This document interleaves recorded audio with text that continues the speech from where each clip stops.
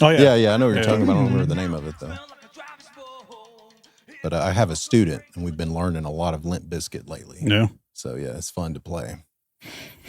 Well, if you haven't known by now, hey, we're having Bucked Up here on the podcast. You caught us in between some of our conversation. We got Rob, Preston, Alex. So I'm gonna say now. I'll say at the end, the description of everything we're talking about, as far as their Facebook and where you can get their music and everything, is going to be on the description. So you might hear us talk about it, and be like afterwards, where the hell did I get this stuff? Well, it's going to be in the description, every bit of it. So anyway, we'll take it from there, right? So we're just talking about Limp Bizkit and everything. So what were kind of some of your guys' influences growing up to? Oh, Alex was your influence? Is that what? Both of these guys are my influence, man. These guys are great. Okay. Growing up, I was raised on like the classic rock stuff. Like any of the classic rock stuff. I mean, it's like so much, Led Zeppelin, Black Sabbath. Both of my parents were big time into Black Sabbath. And then so basically any hard rock band you can think of, a lot of the metal bands, and Metallica, Pantera. It's so much. Anybody asks me about it, it's like my mind goes blank. It's the same thing whenever somebody asks me what songs does our band play? And I'm like, right. I can't name a single song. I have to pull out my phone and look. Who don't we cover? Right. And but it's been all kinds. And then when I started playing guitar, it branched out to specific guitar players: Steve Vai, Zach Wilde, Paul Gilbert, Yngwie Malmsteen. The list goes on. And then it got into everything, anything that sounds good, even old school country, maybe not so much the newer type country, but, more old school country, especially the guitar playing. I nerd out on that stuff. So what type of, when you say old school, are we talking like Merle Haggard old school, or are we talking old Hank, or? Yeah, like, maybe some Merle Haggard, a little bit of Johnny Cash. Yeah. You even go back to Chet Atkins. Yeah, thank you. Yeah, see, Chet Atkins, Jerry Reed, which I didn't even know he played guitar. Oh yeah, he one of the best guitar players. Yeah, there was. I knew him from Smokey and the Bandit as a kid. That's all. The exact same thing for me, man. I thought I knew that guy from Smokey and the Bandit. I knew he sung one of the songs on the soundtrack, right? But then, family member, he's like, "Hey, have you ever heard him play guitar?" I'm like, "Well, no, not really." Then he showed me some of his stuff, and I'm like, "Man, that was him." You're exactly right. It kind of surprised me how good he was, and that he wrote those songs for Elvis or something like that, and he was an actual guitar player. I didn't even know that. Oh yeah, he played couple songs for Elvis. Yeah, I can't remember. Nobody surprised me. So they bought. And I'm gonna screw this up, but Colonel Parker, or whatever, they bought one of his songs for the publishing, and so as Elvis was recording it, the guitar player they brought like 2 or 3 guitar players in there to try to get to get the sound right. Well, they could never get it right. So Jerry Reed was on the Tennessee River or Cumberland Lake or whatever fishing, and they called him from the studio. The studio called him and said, "Hey man, can you come and play this?" And he's like, "Well, I'm fishing." He's like, "Well, I'll give you $1 bazillion." He's like, "I'll be right there." So he come in there in his fishing gear, went and played it on the record. It was like a one take thing, and he left. Wow. I can't remember the name of that song, and I'm probably screwed a little bit out of it. Well, he was an amazing guitar player. Yeah. And, I remember as a kid, I remember hearing that, what's it? Eastbound and Down on that. Eastbound and Down. Yeah. Eastbound and Down. And I heard that. I remember thinking, man, that sure does sound like his voice. I had no idea that it was really him playing and singing that. And then my granddad, I think it was my granddad who got me into that. And so yeah, he was an amazing guitar player, and then him and Chet played together a lot too. So then I got into, just by listening to those guys, I got into the finger picking stuff, So you went to West Limestone? Yep. Okay. So at what age did you start picking up guitar? Or was that your first instrument that you tried? Well, I started at 6 years old. Okay. And I hated it. Yeah. Hated it because the teacher. Was it forced on you or something? My mom, it was not forced. It was my mother, just more like suggested, and I was just young, and I'm sure I just was like, okay, whatever, And then I got into lessons, and all it was trying to read music, maybe a little bit of Yankee Doodle. I was too young to understand that I needed to be like, I hate this stuff. So the only fun I ever had out of it, I only took maybe a month, maybe 2 of lessons. And the only fun I had out of it was when the instructor turned on the distortion on my amp. And it was an acoustic guitar, way too big also, but he turned that on and I was just like, whoa, this is cool. And I just sat there for 10 minutes strumming it open with, distortion. Yeah. But I hated it so much I quit, and she didn't want to force me, of course. And then I got back into it when I went to a buddy's house when I was about 12 years old. And he played some Nirvana, and I was like, whoa, that was just amazed. It was the coolest thing in the world. And ever since then, I've been obsessed. Yeah. Not long after that, I got a guitar, and ever since then, every single day, that was in Christmas of '97, I've been practicing every single day. So what? Yeah. Christmas '97? Yeah. Me and Brandy were married in '97. Oh, yeah? December of '97. Oh, yeah. I graduated in '97. So it made you decide to, well, I guess we can figure it out. That's a dumb question, but give lessons to people. When did you start making that like a career choice? Well, be honest with you, I never planned on doing any kind of career with guitar. I just wanted to be good because I was thinking, there's not really any way to make a good living doing that, And then I met some people that taught lessons and they were doing well. And so I was like, well, I'll get into it just to, make some side money. That was the original idea. And I kept going with it and really enjoyed it, and I realized that, this is what I want to do, that and playing a band. And then I got really lucky meeting these guys, because we get along. They're amazing musicians. Met him in 2004 at a music store. I was teaching guitar lessons. The owner was like, hey, check this guy out. I got real nervous. And I went out there and he was doing this tapping stuff on the bass. And I got real nervous because he was like, jam with this guy. And I got real nervous. And so we jammed and we hit it off. And then he gave me his number and I tried calling him. He ghosted you. He ghosted me, totally. He ghosted me. And he was like, we were talking. He was so into with it. that guy. He was so into it. He was like, yeah, man, let's get together and jam. I want to put something together and I don't want it to be cheesy. Yeah. I don't want it to be cheesy, And he was only like 25, and he was trying to be all cool and hipster and everything.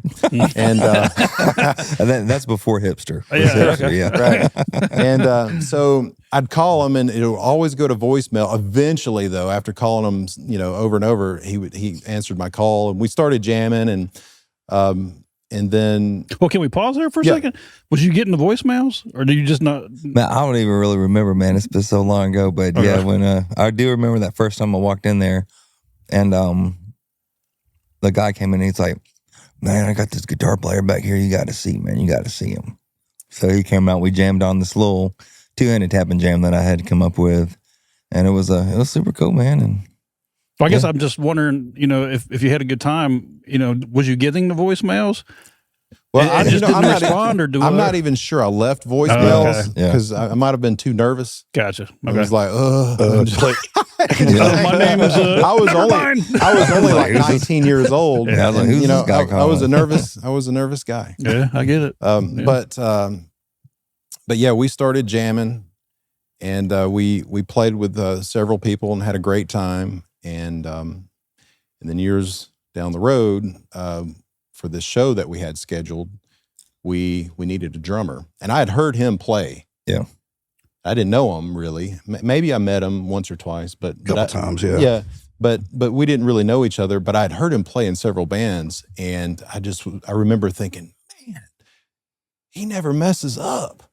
I just was amazed by that because I had played with several drummers and he was just so tight, and even more important than that, or just as important, was his tone, the way he played drums, Mm-hmm. and he never messed up. I was just amazed. No, you just didn't notice them. That's it. I guess so. What I've noticed about Rob is it's like a metronome, but it looks effortless, and that's the jealous. I'm going to say this is the jealous part. That's what irritates me, is because he makes it look so effortless, and I'm back there 1, 2, 3, 4. Oh wait a minute, Right. And See, he's that's just what- like whatever, That's what makes me mad about it, because I feel like I'm back there, man, just going crazy. And I see a video of myself, and I'm like, dude, you're boring. No, you're I not don't- boring. Not at all. Not at all. I wouldn't say that one bit. Nope. That the thing is, well, I feel the same way. Whenever I play, I'm like, oh man, I'm getting into it, because it's not only playing the music correctly, but it's part of it's giving a show. show, yeah. It's show business, Mm-hmm. And but we needed a drummer for a gig, and somehow he contacted you or something, Yeah, and you're like, Rob Buck said he'll do it, and I'm like, really? Yeah. All right. If we're not even going to practice. Nope. And Turn the key and press the pedal and hang on.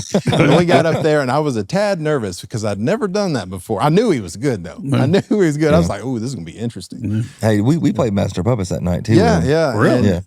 That's and a pretty good introductory. yeah, Oh man, we played a lot of songs. I mean, Oh, yeah. a lot of songs I'd never played, but some of them it's you just- may have never even heard of. I'm not sure. probably not. Yeah. But I mean, the ones we did play that I'd never played, but I knew. I mean, you heard them on the radio Sure. a million times. Yep. Yeah. So I mean, they're just sort of stuck in your head. But yeah, there was quite a few that. See how this goes. Yeah. Mhm. I was a tad nervous on the first song, and then you nailed that. And then on the second song, I'm like, everything's gonna be all right. Where was the first place? Where was Lone this? Goose. Okay. Yeah, at the I think it was the original location. Yeah, the lumberyard. Yeah. Yeah, lumberyard. Yeah. So we nailed that first show, and I was like, dang, not even practicing.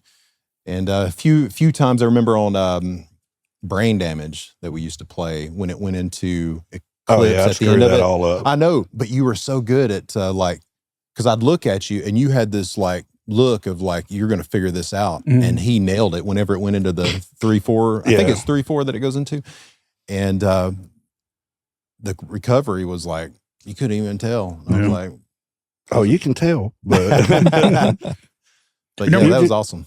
You remember the first time you guys played here? Yes, I was about to ask you. I was remember like, the is this the same place? Yeah. Well, we've added on. That's amazing. well most of this, probably 95% of it. Well, I had a little bit of sweat equity in it, but this was family members' ideas and put together. Actually, me and him both put in a significant amount of money into it, but to where it is now. Well, it is amazing. Thanks, man. It's- Well, it's really cool. reason I was saying do you remember the first thing you said when you played here? I don't remember. I do, because I'm out in the audience and I remember it. You guys were set up, and you're standing right over here, probably about where Rob's sitting, and you hit one note on the guitar, and went, tick, and you go, "This is going to be loud." Back then everything was wasn't as insulated as it is now. As you can tell, we got a lot of sound stuff on the walls, Oh no, I remember it being really echoey, and I was like, I loved it. I was like, that's exactly the volume we need. Yeah. That was a fun show. That was a fun time. I remember your neighbor getting mad. Oh, you remember that? Oh, that was yeah. They got mad. Well, let me tell you, I can tell you a story about that. We had conversations before. The guy who lived here before me, those two didn't really get along that much.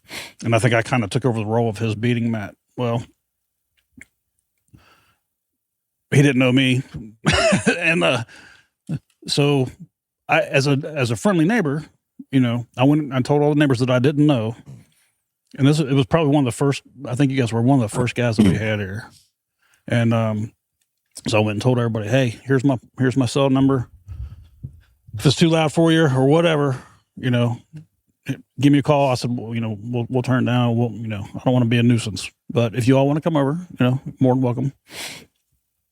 So with that said, I had my phone in my pocket the whole day or the whole night. And so, anyway, when my friends come, he's like, hey, blah, blah's here. I'm like, who? And he told me, he's like, your neighbor. I'm like, well, I looked and, they're standing in the back, and he's kind of like leaning over my wife. He's not pointing in her face, but I can tell he's being, he's saying something that I'm not liking. I don't know what it was, but I can just look at his face. So I went over there, and we're going to call this guy George. Oh, that's not his name, but so George is, talking to my wife about, whatever. And I walked up. I was like, hey, what's up, George? You need to turn this shit down. I'm like, hey, yeah, man, no problem. Hey, listen, I said, why didn't you call me? You didn't have to come over here.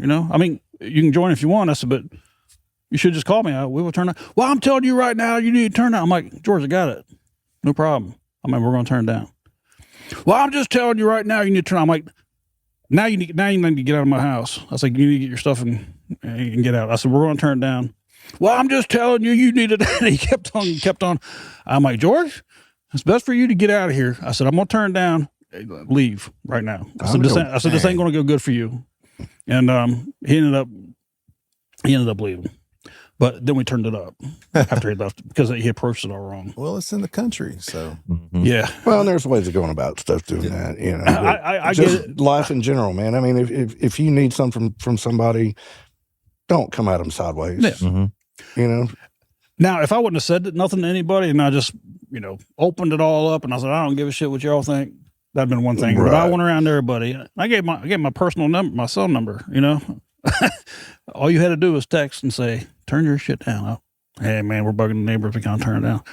You don't come over here. You can come to me, find me. Don't come to my wife. You know what I mean? Right. That was just. Do you still have bands play over here? All the time. Do you ever have problems, complaints? No? Never. We've kind of squashed that a little bit. Well, that's good. That's good. And there's more to that story, but we won't get into that. Part of that's just having good bands. Yeah. I think, we've had just about everybody that we know. I've had Mike and those guys out quite a bit. So how did Mike ever tell you how him and Dwayne got started? Because I want credit for this. So. Not really. I think I know some of the story, but yeah. So Dwayne had the first time, I can't remember where I heard Dwayne the first time, but he was a solo guy, and I said, hey man, you need to come over to the house, after one of these games, just, play around. I'm like, well, what do you charge? And he told me basically for like nothing in a tip jar. I'm like, nah, man, we're not doing that. I'm like, we're going to pay you this. And, he's like, really? I'm like, yeah, man. So he'd come over a couple of times, and then Mike had, 5 o'clock Charlie come over. I'm like, this, I had talked to Dwayne about, 5 o'clock Charlie. He's like, man, those guys are awesome. Those guys are awesome. So when I saw them again, when we was going to have them again for whatever event we were doing, I'd asked Mike, I was like, hey, you mind if I asked Dwayne if he'd sit in with you guys for 1 or 2 songs? He's like, oh, hell yeah, I love Dwayne. So I went and told Dwayne. Dwayne was ecstatic. He's like, are you serious? I'm like, yeah, man. And they've been together ever since. So they played here for the first time. So I'm very proud of that. Oh, he's a great fit for him. Yeah. Great fit. Yep. So what, Alex, you haven't said much. What's your He's musical? Shy. No, yeah, I don't think he's shy. Well, I'll tell you what I did want to bring up. So you're kind of like an Instagram legend. Not really. TikTok also. Getting there. TikTok also? Yeah. Well, yeah, I saw one of your videos had like a 500,000, 600,000. 6 million. No, Well, no, I'm talking about likes. I couldn't see The views. The I mean, views. yes, it's up there. It's Yeah. got about 7.5 billion views right now. Yeah, so we're gonna put your Instagram All tag right. into the description, and Perfect. people can see what we're talking about. Yeah. The one video. You want to talk about it, or you want me to talk about it? I mean, I can talk about it. So this video has, as you can probably tell, Alex is a little fit. Lifts weights every now and then. So he's got a video up that he's squatting. Yeah. A whole rack of weights while playing the bass guitar, and it's just 315. That's let's Yeah, warm up weight. yeah. Well, for you. For you, baby. Yeah. Yeah. So we got to the point where Preston was talking about where he met you. Yeah. Did you have a band before that you were in, or kind of what started your? I mean, not really. What about Sean? Or Lance? Yeah. Well, yeah. Lance, yes. We had played with this. I had played with this one guy that. He was real famous, I think, right? Oh well, yeah. Well, he thought he was real famous, yeah. So it was one of those live and learn situations. Gotcha. Okay. Where I'm young in my early 20s in school and got kind of duped over by this guy that was like super flashy, had the whole promo packages and had this I already got the tour set up. All I need is a bass player. We got this whole East Coast tour. Everything's going to be great. And we're going to make so much money. I got album deals. We got clothing line sponsors. He was like clothing contracts and stuff. Look legit. Turned out, it wasn't. So the kind of... Was he trying to get money out of you, or was it just something that he was just trying to get you in the band? We was just like going and playing these little like church gigs and then, just some bar gigs and stuff. And it wasn't really anything spectacular. Yeah. What got you playing bass? Was that your first instrument that you got? Or? Well, no, my first instrument when I was a little bitty baby, I teetered around on some piano for a little bit before I could even talk or walk. Played violin for maybe a year or two, and then switched over to cello and played cello for, I don't know, close to maybe 8 years, like consistently. Okay. By the time I was in middle school, I was, went down to University of Alabama during the summer and played with their orchestra during the summer. Right. I think my 7th grade, between 7th and 8th grade year, was on the Huntsville Youth Symphony, which was like the high school level when I was in middle school, basically. Wow. Oh, he'll make you cry with it, dude. Yeah. Yeah. So that was my main instrument growing up. My mom was a classical opera singer and classical pianist, so she was always playing and singing. She did world tours when she was 15 and was on the radio when she was 5 singing. Well, do you mind sharing her name? Sherry Marcia, yeah. Okay. And so that's what she did with me growing up. So she was always singing. So the house was always full of music. My dad, he played piano also, so he was classically trained on piano. So it was just always a part growing up. Then in high school, can't play cello because I didn't have an orchestra at my high school I went to. So learned how to play trombone in 3 weeks and auditioned for the band. I got 6th chair out of 12 at the high school that I was at after playing for 3 weeks. Worked through that my first year of high school. 2nd year, they switched me to baritone. So then I played baritone my sophomore year.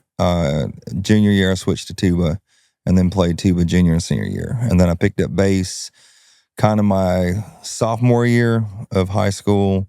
Freshman year, I was trying to play guitar, but the strings are just a little bitty. Like, I don't know how Preston does it because the strings are just so like... Right. It's all I can do. Yeah, I was so used to playing cello that I'd been trying to play guitar for a while and had this little band in high school. It was just, 2 guitars and a drummer because we couldn't find a bass player. Then went over as my junior summer. The drummer we were playing with had a band he was playing with the guitar and bass and him. And so me and my other buddy who played guitar, we show up to his house and we're both going for the guitar. He grabs the guitar first and I get the bass. So then while I'm sitting there kind of noodling in the bass a little bit, I'm starting to use some of my cello technique because the strings feel a lot more natural. And then it just kind of clicked, and that was like the high school band. High school kind of fell apart. I never owned a bass in high school. So I borrowed a bass from one of the kids in band. And so his bass was the one that I played all throughout my senior year.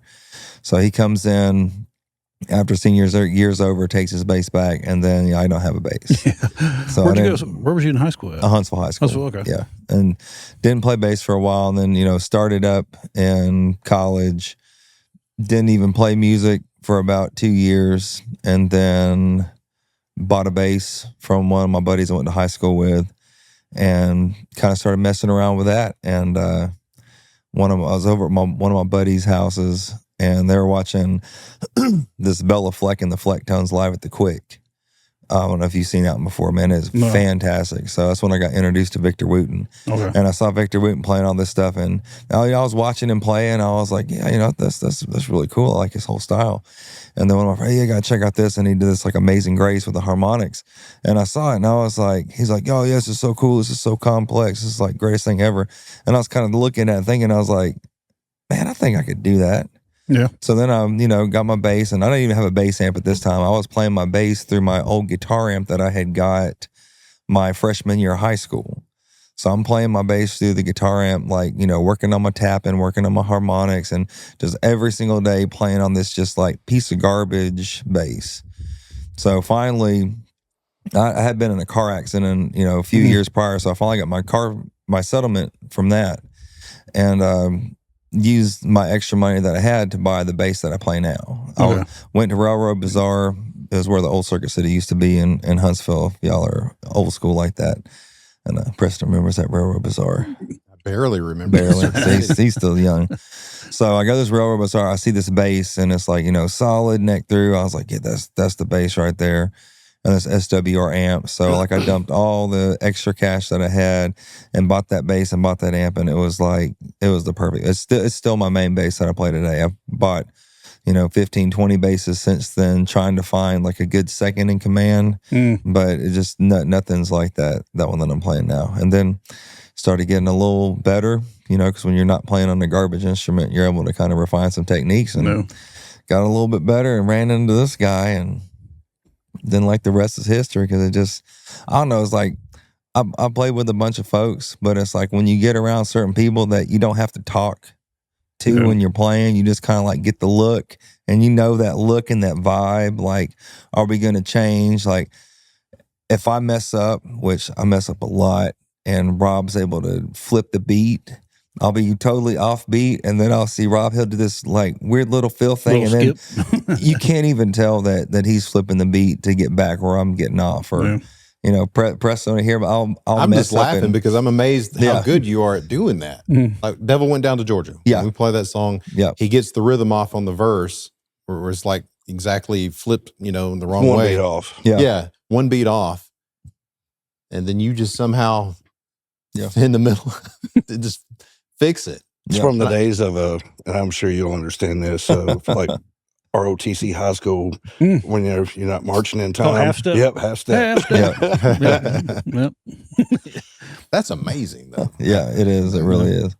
But I mean, I just like being able to like connect with somebody on that level where y'all don't have to think, and it's not you playing, it's like the essence of like everybody together, and you're just like a part of it.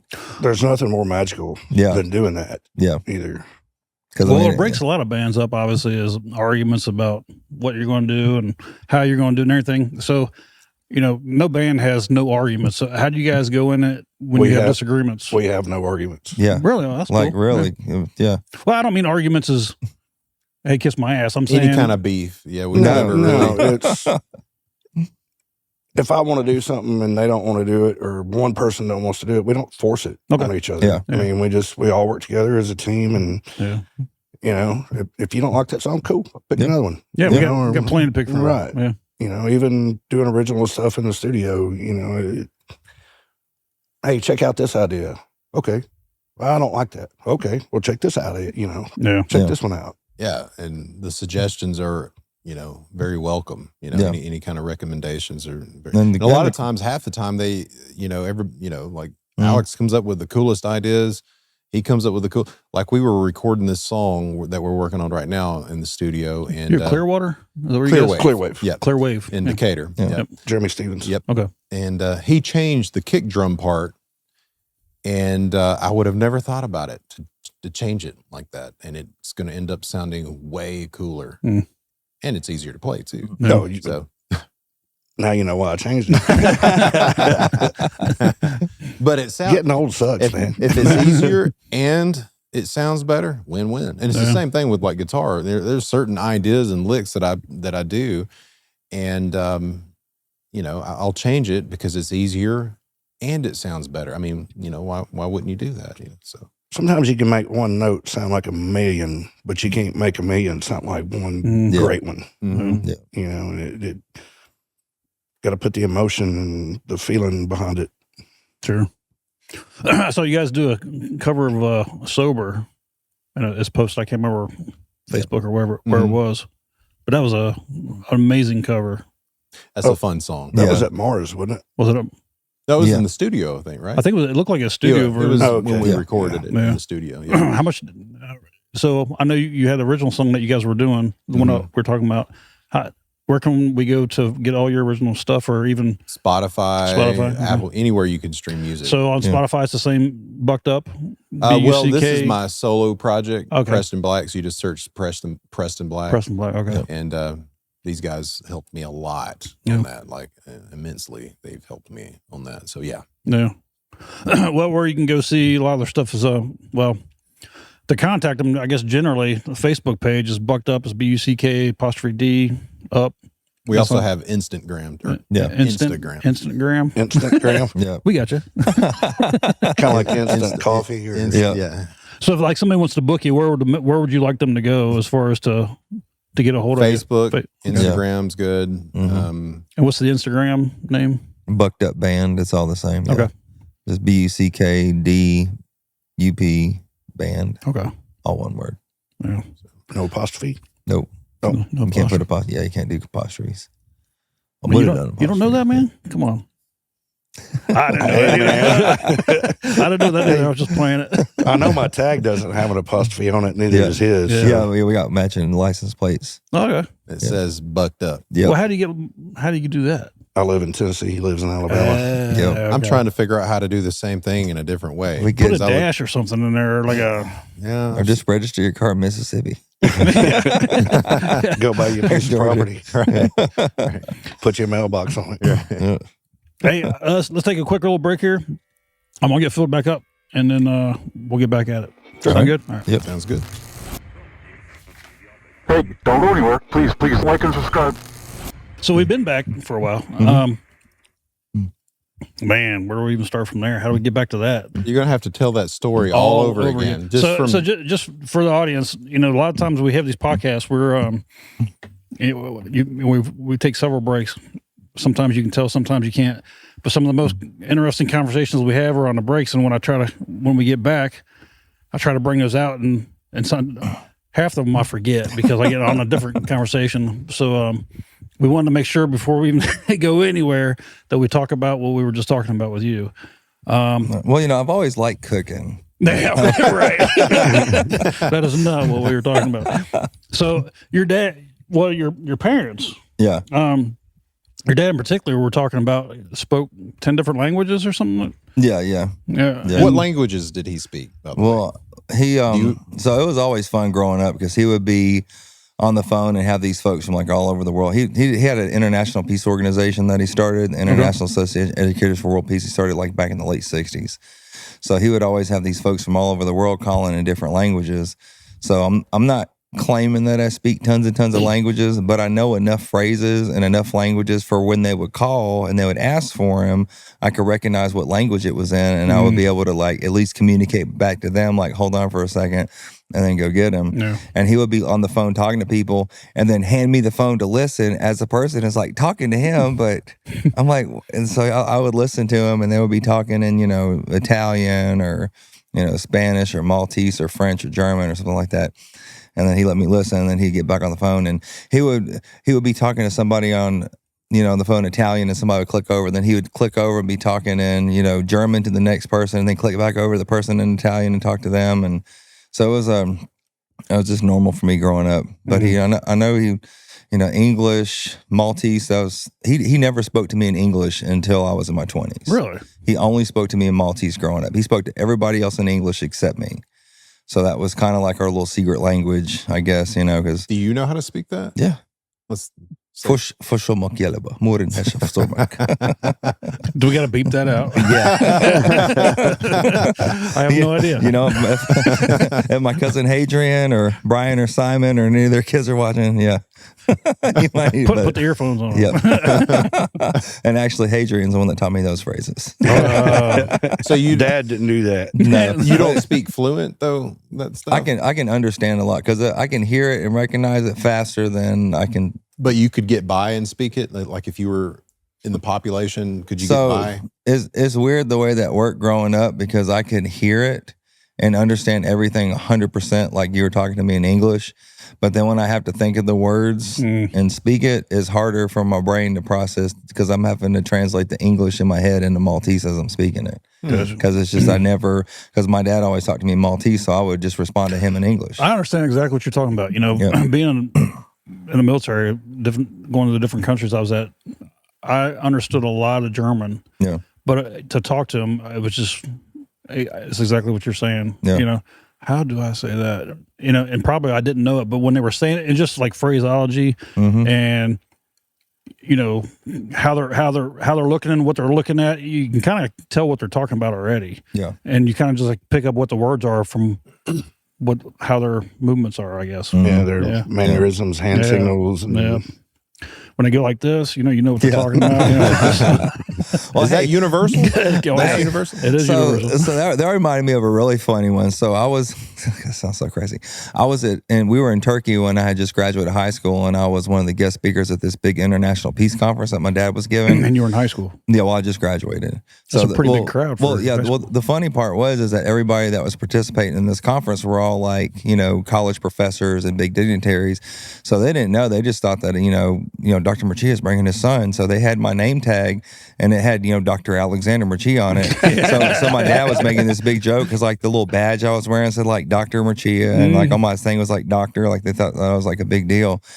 And so when there were some little kids, and I used, you know, this little thing right here, right? You did little triplets.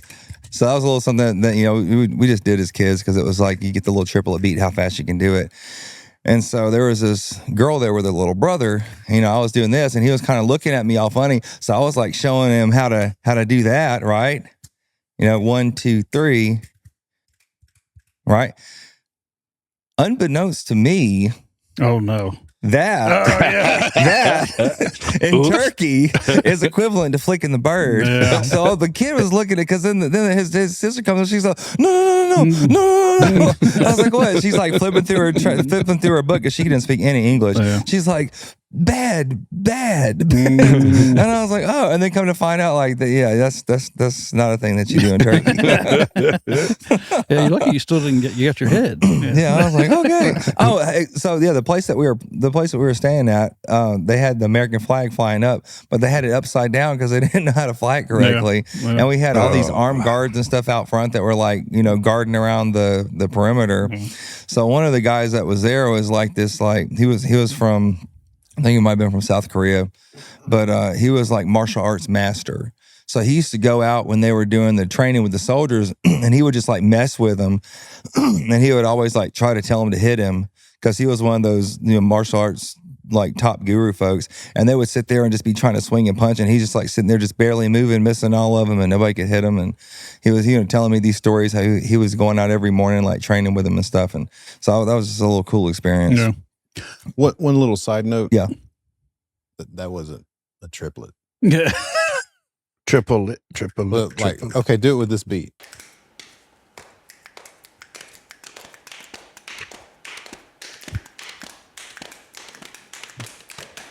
Triplet.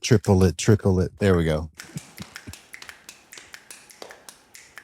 Okay. Yeah, there we go. You get it. And see that's why we get so good is because I know when Preston over here, when he corrects me on stuff, I know it's the best intentions because he wants me to be better. Yeah, and if you're going to do that, you need to make sure it truly is triplets. So I mean, yeah, and Man, you know it's what? getting deep here. If you're going to flip somebody off, you better know how to do it. Yeah. Do it right. Yeah. Make sure they understand what you're saying. Hey, no joke, man. My kids were getting in an argument the other day of how to correctly flip a bird. They're like, are you supposed to have your fingers bent like this, or are you supposed to have the whole hand pulled back? And we had like a whole debate over like the proper, like, is your thumb supposed to be out? Is it supposed to be tucked in? And it doesn't matter, honey.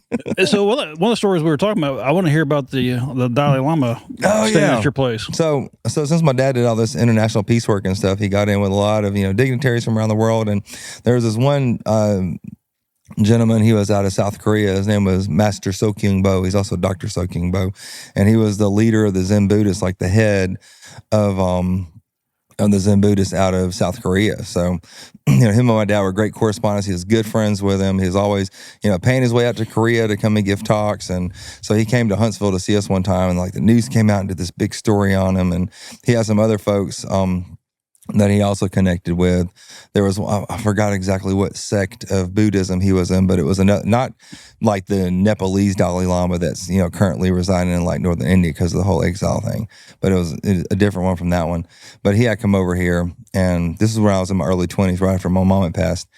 And he was there, and me and my buddy were hanging out, and we were like meeting him. My dad's like, "Oh yeah, got to come meet him." And he's there like with a couple of his monks, and so we're talking to him or whatever, and he's telling us who he is. And so then he hands a $100 bill to me, and he's like, "Yeah, he's and the guy that was with him. He's like, "Yeah, he wants you to take this, money, and you and your friend go out, and have a real good time tonight."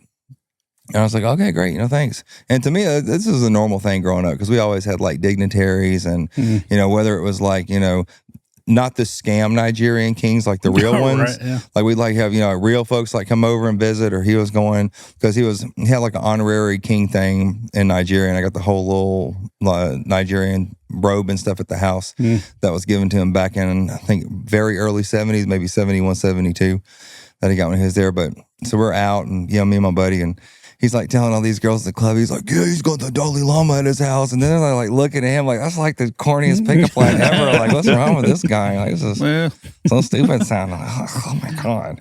I think it was like nickel beer night at Club 721 or something. So that's the best line you got? Come on. Are you really? It's like your friend? Penny beer at the bungalow.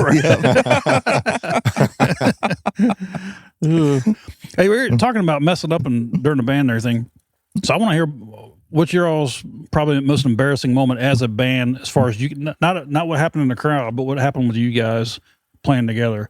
Most embarrassing, other than those obvious, most embarrassing thing as a band. We've train wrecked one time on a song that we halfway didn't know. It was, I don't even remember the song that. Oh no, that's the worst feeling in the world when you start a song and you're like, "Oh crap, that ain't how it goes." Right. And you got to go, "Stop, wait a minute, let's start over." Yeah. It happens to the best of them. I've seen the best in the world do the same thing. Yeah. Start over, and it wasn't, it's not a big deal. But the last time that happened was, I think 2017. I don't know how I remember this stuff. I think it was either 16 or 17, and it was at Diamonds. I don't know if you guys even remember that, but we got halfway through the song. We just was totally off somehow. And then I was like, "Next song." And we just went on to the next song. So wow. Wow. Yeah. It was bad. But everybody's human. That's just what happens. That's part I think, of it, from a fan perspective, being out in the audience most of the time during these bands, I think I'd respect that more than trying to play through it and just jack it all up. Mm-hmm. Hey man, we screwed that up. We're gonna start the shit over. I'm like, "Oh yeah," and then nail it. Yeah, and I've seen the best. Yeah, I have seen the best. Some of my favorite guitar players ever completely come out for an encore and start the song off, and they get all messed up with the band, and they get lost with each other, and they just have to stop and look at each other and go, and then they completely start over. And I've seen that happen more than once. Yeah. And most people probably don't catch these things, although I don't see how they could miss that. But I catch it because I'm so critical of myself. I hate making mistakes, Everybody does. Everybody hates making mistakes. But I used to really beat myself up badly over it. So I'm watching and studying. It could probably affect your performance there on after. As soon as you mess up, you're just thinking about it the whole time. Oh, yes, absolutely. Dude, you have to let it go quick. Yes, you have to let it go. And it's something that happens every single show, but it's small little glitches normally.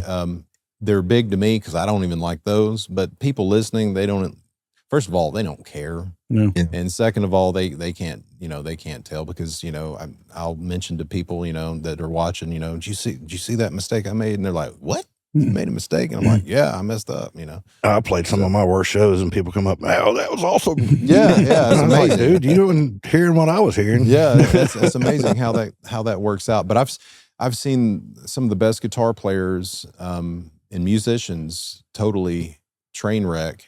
And I'm like, and I got it on video. I'm like, what? I can't believe I'm seeing this. And just years of, watching live music has taught me a lot about that. We're all human, and just get over it. and try to be your best. Try not to mess up. We don't want to mess up. Well, and I cannot remember who I heard it from. I mean, I want to say this was in like middle school band. It's not the screw up, it's the recovery. Yeah. Because you can screw up, but you can recover good enough to where you can cover that up. Yeah.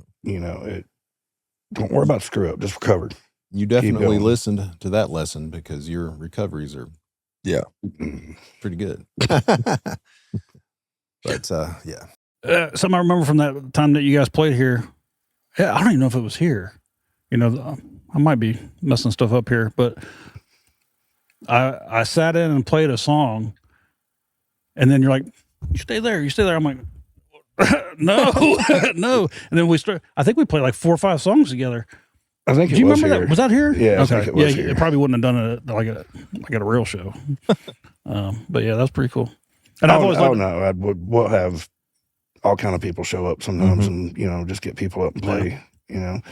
Yeah, come on out. They'll say no, and Rob will still get them up there and play. And I tell you what, once again, from a fan perspective, I mean, and I'm not trying to, let me do that every time, but it really means, I don't know if you guys have ever felt this because you were playing all the time, but it really means a lot to me because I've played with every band at some point, a song or two in Huntsville for the most part, and it's usually coerced, hey, I'll buy you a shot or whatever, And it really means a lot to get in to play with guys that you really respect and admire, and go in there and at least try to be a part of it for 5 minutes or whatever. I mean, it's such a great feeling. So I really appreciate that. And with everybody else you do, I'm sure they feel the same way when they do that. So, well, sometimes that 5 minutes can make somebody's day, year, absolutely. life. I was talking about the next day. And every time it's like, man, that was so much fun. I was like, I gotta go out in the garage and practice, or whatever. So it's a good time. We do the same thing with guitar players too. Yes. Like with some of my students. Yeah. And I have this one kid, Carson. Yeah. He's only 12 years old, and smoking. He's amazing. Yeah. He's amazing. He played Master Puppets with us. Orion. He nailed everything. Mm-hmm. He played Party All Night Long, or what's the Kiss? Rock and Roll All Night. Yeah, Rock and Roll All Night. And it's like I can harmony never remember the name soloing of that too, song. man. It wasn't just like the rhythm. He was harmony soloing. Yeah, I let him. He did the solos and everything, and just shredded and recently he learned how to play Eruption, and he just posted that today, and I shared it. But this kid's amazing, and of course, it was his first time playing on stage. He was terrified. Couldn't even tell. Wow. Everybody, of any students that I have that get up on stage, it's normal to be nervous, And the first time I played in front of a big crowd, I felt like I was going to have a heart attack for the first set, I was terrified. But you get over it the more you do it, of course. But it's a blast, and after they get over the nerves and they play with us and they have a great time, it's fun for everybody, So once they learn to hit the stage and get that feeling of up there playing, there ain't no drug like it, man. I mean, no. When the crowd is hooting and hollering for you, it's a blast. I imagine it'd be pretty big. Seeing a 12-year-old there, I'm sure the crowd was way into it. They were hollering, Carson, Carson, Yeah. Carson. And it's good stuff to see kids that young getting up there, man. Absolutely. They're gonna remember that forever. Yeah. Yeah, not only that, though, he is on his way to being, I mean, he's already amazing. Yeah. But he's on his way to being just, the next really Joe Bonamassa. Yeah, I mean, really, really good. He's just gotta stick with it, A lot of things come natural to him. He's just got to remember, I've told him this before, but he's got to remember that for things that do not come natural, you still have to work just as hard on those things, And that's what I did, Some things came somewhat natural, and then the things that did not come natural, I really, really focused on those. And then I was able to get some things down only because I practiced them and I really, really focused on those weaknesses. Still, some things I still suck.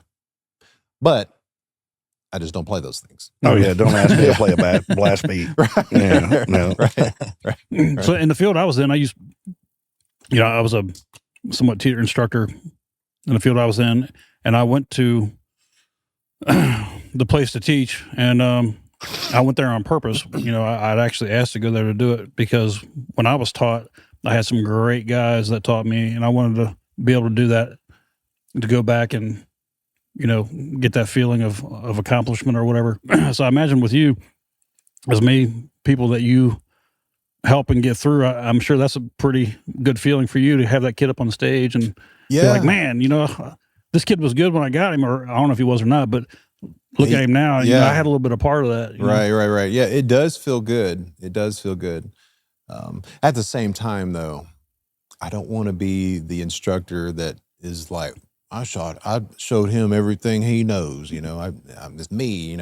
I'm the reason. I don't ever want to be any kind of thing like that, because I'm more like, guiding, a guide. Yeah, it's kind of steering them this way, whatever. He's really doing all the work. Mm-hmm. He's the one putting in the hours of practice and obsessing, and whoever, any of my students, they're the ones that are putting in the work. So that's really important. But it don't matter how good you are. It don't matter who you play with. You're going to learn something from somebody you're playing with. Absolutely, and that's one of the best ways to get better is to play with people. And just play too, and playing with people that are better than you. Absolutely, that's how I learned. Flying with people that were way better skilled, and not even talking to them, just seeing and feeling what they're doing. I'm sure it's the same. I think it's the same as being on stage, just watching them and seeing what they're doing. Like, oh, that's how you do that. Yes, and there are guitar players that I've taken guitar lessons. Like there's a guy, his name is Johnny Hyland. And in the guitar playing world, he's pretty famous, but he's a country guitar player. And he used to live in Nashville, and I saw that he was giving lessons out of his house. So I just drove up to Nashville one Wednesday morning before my lessons, before I was teaching lessons. And I took a lesson from him and just learned some licks. That's all I wanted to learn. And as far as country guitar playing, you do not get better than this guy. And then a couple of years ago, I flew up to New York. They had this guitar seminar thing that was a week long with all of these amazing guitar players. Some of my favorite guitar players: Paul Gilbert, Eric Gales, Tony McAlpine, the guy from Dokken, George Lynch. Yeah. Just all these amazing guitar players. And I soaked up as much as I could during that week. Bumblefoot, who used to play in Guns N' Roses, me and him jammed. And I learned a lot from just playing with him, and just the whole week was amazing. So being around other musicians that are better than you, that's how you get better, So, and I've been around musicians that are better than me my whole life, locally. Yeah, too. There's always somebody better, no matter what field, what you're playing in life, there's always somebody better. And that's a good thing. That is a very good thing. It makes it more interesting. And you have to humble yourself a little bit and realize, hey, I can learn something rather than being jealous of it. And when you're growing up, that's why I'm amazed by players that started as young as you guys did. I always was beating on pots and pans until I was probably 26, 27, where I was able to afford my own drums. And then, excuse me, when I started playing it, it almost became natural because I hit so many pots and so many pans that it was kind of just natural. Now, I'm no Rob Buck or anything. I'm just saying. Hey man, I started on pots and pans too, man. I used to drive my grandfather crazy. Yeah. Because he had rheumatoid arthritis so bad, so he was confined to a chair, and I would stay with him after school and during the summer and stuff like that. Man, and I ain't no telling how many spoons and forks and knives I've bent up and beat up, and pans I scarred. And I would have loved to have you guys. That we had a place down in Ditto, and I think we tried once or try, and the schedules just didn't work out. As far down at Ditto, we had a dock. We had a boat down there, and we had this floating dock that we pulled into one of the slips, and we had bands down there all the time. And I wish we could have had. That sounds like fun. Oh man, it was a blast every time we had somebody down there. And for the most part, it was about once a month during the whole summer for about 3 summers straight. And we just had Brandy Quick on the podcast, and she's like the executive director of it. And I was there for about a year before she taken over. So we had this, we might have been a little bit out of control. And then here she comes trying to rein us all in. And, but she kind of like let us go. But I'm going to get back down there and we're going to do that again. And you guys are going to be the first ones I have down there for. Yes. Heck yeah. It might be a year or two, but we're going to make that happen. Sounds Ain't that good. right, Carrie?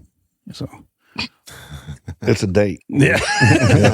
Let's take another quick break and we'll come back and we'll finish stuff up and we'll take it from there. Cool. Sound good? Sounds All right. good. Yep. Straight bussin'.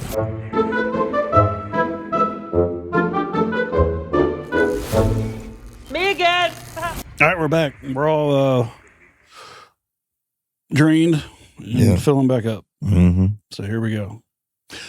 So I'm going to talk about a touchy subject here, but we're going to get it out in the open a little bit. So I know you guys know Black Label and Dave McCullough. We had him on last episode, and he had passed recently. And for the season, we're going to dedicate this whole season, which the season is 10 videos. And I just want to mention them in each one because just about everybody that I'm going to have in this whole season has been touched or knows Dave a little bit. And I know a lot of you guys had personal relationships with him. And so we're just going to talk about him a little bit, nothing in detail or anything, but just something to recognize him. And I guess let him know or let whoever know how much that he touched our lives, I guess. And I know, Rob, you had, pretty close relationship with him. Mm-hmm. I know it hit everybody. Surprisingly, some more than others. But I'll tell you from my experience, I know with his, wife passing and even before that, he had his struggles, and it's all on the podcast. You can see it, the struggles that he went through. And so at different times that I saw him as he came out of rehab, when he first came out, I was like, man, he looks horrible. And then 3 months later, 2 months later, it just kept on going. Every time I seen him, he seemed like he was getting better. Oh man, he looked great. He started really, really looking good. His attention was, a lot better. And one of the last times I saw him before the podcast, I'm like, man, I said, hey, dude, I'm really proud of you, man. I said, it takes a lot of guts to even admit you got a problem. It takes a lot more guts to even go do something about it. Because I've had family members that's fallen into traps like that before. And I've seen how hard it is. And I've known those people personally, and Dave also. And it takes a lot of courage to even recognize that you have a problem and then get help with it, right? So one of the last times I saw him before a podcast, I said, hey, man, your story would be great to be able to reach out to people who have those same problems and be able to even talk about it. I said, you ain't got to do it. I'm just asking if that's something you want to do. He's like, well, hell yes, man. He said, you can ask me anything. He said, I want to be as open as possible. He's like, I want to do that. I want to help somebody. I'm like, okay, awesome. So we had that, we had the podcast. And as we were talking, looking back on it, not knowing it at the time, I didn't even think about it at the time, but I almost didn't believe what he was saying as we were talking.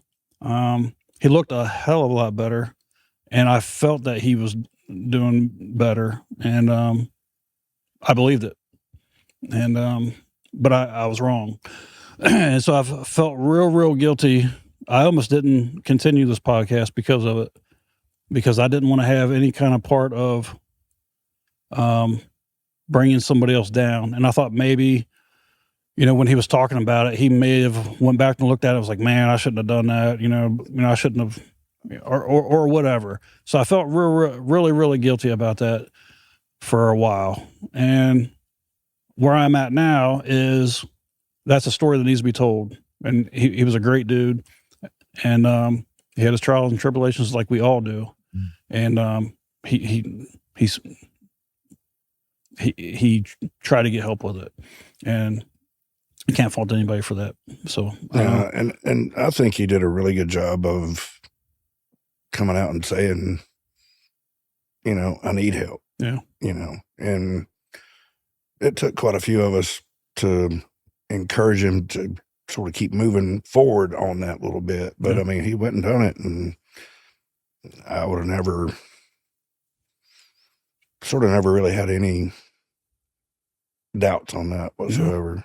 I mean, he had a good core of friends. Yeah, absolutely.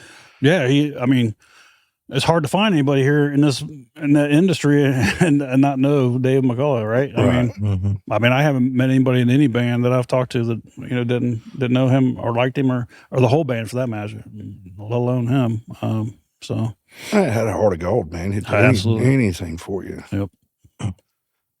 But yeah, I mean,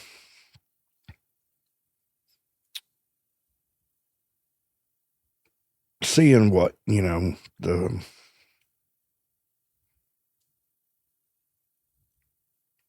everything that I guess he went through. Yeah, it's rough, man. It's so you don't just get that shit just doesn't happen to a lot of, you know what I mean? There's always a backstory. There's always stuff that people don't hear. Everybody goes through something, some more harder than others, and everybody deals with it in their own way. I mean, I went through my time that I was in a deep rut like that. And, everybody deals with it different, right? So, anyway, we're going to get off that. I just want to touch on it a little bit and just recognize that, if you do have problems with stuff like that, there's always somebody to talk to. Even if you don't think you have somebody to talk to, there's always groups out there that can help. Even if you have nobody in your life, there's always something that you can do. And we'll just leave it at that. Next thing I want to talk about on a total different note. So we talked about embarrassing moments with the band, right? Mm-hmm. I want to know what's the craziest things you saw in the crowd? Oh, Lord. They can answer that. Well, you know what? I guess I could answer that as well, but I'll go ahead. Okay, go ahead. Because I've actually told this story to individuals. So we were playing this bike rally out in Florence, this biker rally. So you're not going to talk about the other one first? Which one? The one that I couldn't play at. Oh, well, that's not this band. Well, me and Rob. So this is a funny story. So me and Rob got invited by this local musician. We're not gonna mention any names because there's a funny story behind that we'll save for another podcast. But the running joke now that we kind of do is like, welcome, because we'll sometimes be in the band, we're like, welcome to the Rob show. It's on with the Rob show. That's a good little inside joke there. But so what had happened is all three of us got invited to play the Harley Drags in Bowling Green, Kentucky. Preston couldn't make it. So me and Rob went ahead and went on. Preston wishing to this day that he would have gone though. So, I had heard a little about it. Rob had told me a little bit about it, but like you hear a story from somebody and you're like, that's a little far-fetched. Maybe they're exaggerating just a little bit. It's like, because the guy that says, oh yeah, man, there's going to be women there walk around totally naked and we're going to have like a titty show and they're going to be naked on stage. And I'm sitting there thinking like, yeah, okay, whatever. Maybe there might be some girls flashing or something because, back in the day, remember, we had a large group. Thing. Yeah, where we would be like, oh yeah, we saw some titties tonight. It was great, whatever. So we're there, and then sure enough, like the break time comes, and then he's like, "Okay, it's time for the titty show. Pass around the bar." And then all of a sudden, like me and Rob are standing up on stage, and like all these women get up on stage, and all of a sudden, like tops start coming off, and then bottoms start coming off, and I'm like looking at Rob, he's looking at me, and I'm like, "Okay, so he wasn't exaggerating, right?" So that was pretty crazy. And then this one time. Preston's comment from this right here was the funniest thing ever. So we're playing this biker rally out in Florence, and they got it set up like there's a giant, 2-story blow up slip and slide Yeah. So me and Rob are getting set up, and it's it's not like the movies. This ain't like the movies where I'm talking about naked people walking around. And you're like, oh yeah, naked people walking around. Yeah, that's what I want to see. It's like ooh, naked people. Yeah, it's not like ooh, naked people. It's like ew, naked people. Ew. So the funniest words that have ever come out of President's mouth is he comes to me and he's like, man, I don't feel comfortable. I was like, what? He's like. He says, this is the first time that I've ever seen a full-grown man naked in real life. And then we were joking because we're like, some of them walking around make you feel really good about yourself. And then some of them walking They around. had no shame, right? Yeah, They had no shame. And they were just going up and down that slide over and over. And I'm like setting up my stuff. I'm like Sitting on them hot black bike seats too, man. It's like, man. So watch out for that exhaust pipe, man. Woo. That'll leave a mark. Well, in the summertime, a black seat, man. Sitting Oh, out. yeah. It's scalding. Ugh. I wouldn't even want to. I think the weirdest one, though, was the shoey. Oh, God. I forgot about that one. Ugh. I thought they were just You've been drunk. around the world. Have you ever heard of a shoey? No. Well, maybe it's called either. something else. I just thought people were randomly acting, just doing I think stuff. was it Australia? Yeah, where she was from? Yeah. So, I do know what you're talking about. Pouring the beer in the boot. Yeah. Oh, God. No, it wasn't a boot, though, man. It was like an old, dirty Converse, like an old one. Yeah, it was nasty. Ugh. Yeah, that's an Australian. And it wasn't like once. No, it was several people. It would be, and then she put it back on. Then That's peer pressure. I was in Australia for about three weeks at one time, and I didn't do it. But there was Australia's got all the animals that'll kill you.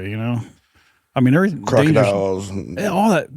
The camel spiders. I don't know. You ever seen a camel spider? I've seen pics. Oh, jeez. seen camel toes, Yeah, not spiders. once or twice. But yeah, man, that place is really. I don't know how it is now, but man, when was this? This was back in.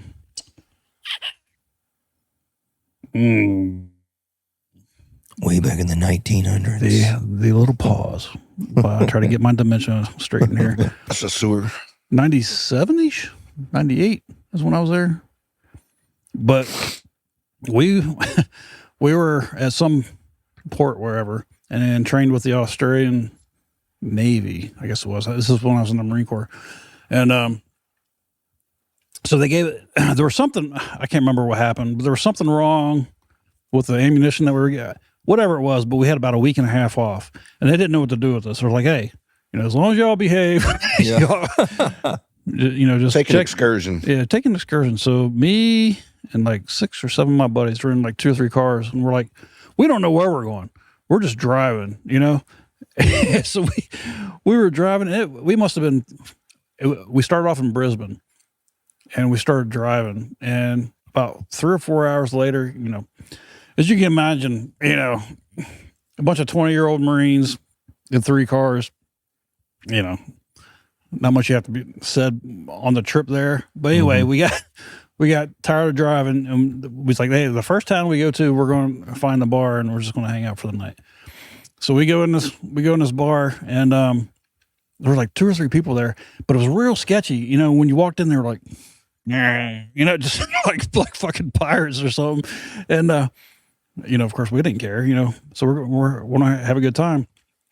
Well, everybody's throwing around money, tips, and everything, and all of a sudden, onesies and twosies starts popping. I guess somebody calls somebody. He's like, "Hey, these people are like spending a bunch of money here." So all these people started showing up. Well, there was this lady with like one leg. There was a guy with like one arm, one guy with a patch on his eye. I mean, just all these people were.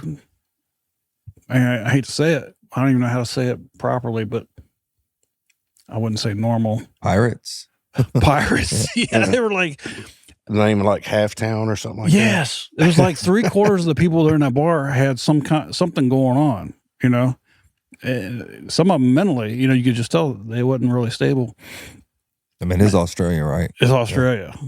And I'm like, you know, I was probably one of the most sober ones there. And I'm like I'm like, hey man, some, I don't know what town this is, but something right here, you know.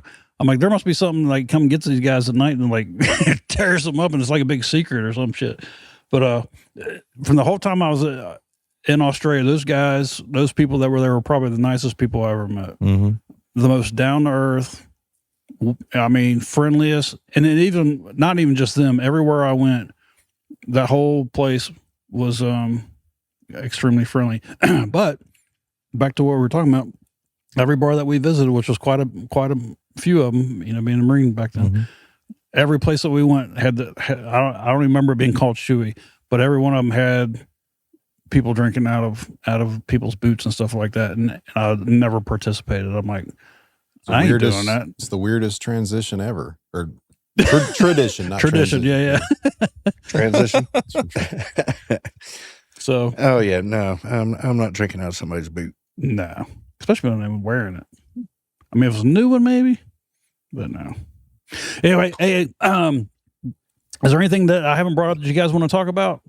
I have a new song that we're working on. Yeah. So that should be out hopefully in the next month or so. Okay. Soon. So yeah, soon.